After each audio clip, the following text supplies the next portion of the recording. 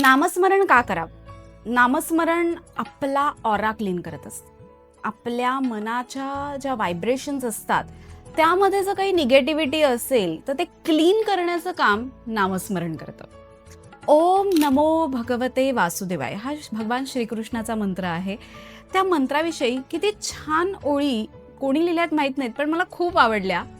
ओम नमो भगवते वासुदेवाय हा मंत्र आहे मांगल्याचा. ओम नमो भगवते वासुदेवाय हा मंत्र आहे विश्वासाचा. ओम नमो भगवते वासुदेवाय हा मंत्र आहे श्रद्धेचा. ओम नमो भगवते वासुदेवाय हा मंत्र आहे एकात्मतेचा.